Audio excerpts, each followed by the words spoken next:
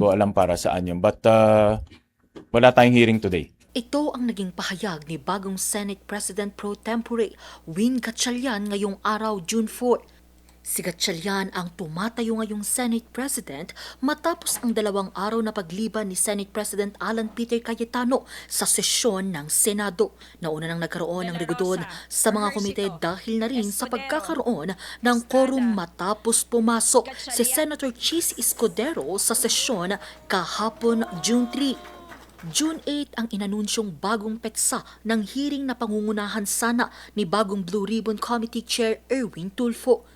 Ganun pa man, dahil hindi kinikilala ng Cayetano Block ang kasalukuyang Blue Ribbon Committee Chair, ipinagpatuloy nila ang hearing.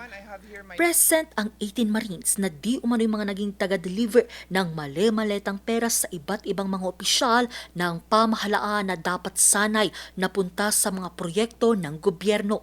Ayon kay Senate President Cayetano, hindi nila kinikilala ang naganap na botohan at pagpapalit ng liderato sa Senado. 13 at hindi 12 ang dapat daw na makuhang boto para mapalitan ang mga nasa posisyon. Pero bago matuloy ang hearing, nagkaroon muna ng kaguluhan sa labas ng Senado. Because dun sa first floor, may mga nagsasabing hindi papasukin ng resource persons natin. So kailangan ko po silang sunduin. Nung sinundo naman, ang ating staff doon, napakaayos naman, humihingi naman ng mga pangalan, mag-register daw si guest. Sabi ko, there are guests. So walang problema, pinapasok po siya. Maraming salamat sa inyo. Nagtulakan din sina Senator Robin Padilla at DILG Secretary Jun Bicrimulya.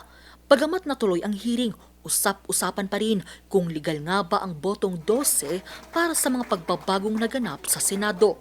But the former Senate President failed to appear in both instances. Further, Article 6, Section 16.5 of the Constitution provides that neither House shall, during sessions of Congress, adjourn for more than 3 days without the consent of the other House.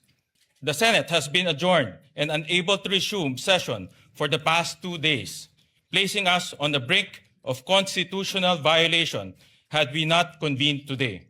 This is in full accord with the ruling of the court in Avellino versus Cuenco, that an absolute majority of 12 out of the 23 members can constitute a constitutional majority of the Senate for quorum purposes. Sa Facebook Live ni Senate President Cayetano, mariin niyang kinontra ang basihang ito ng mga nasa minority bloc. Alam naman natin lahat na kailangan ay 13. So let me state this.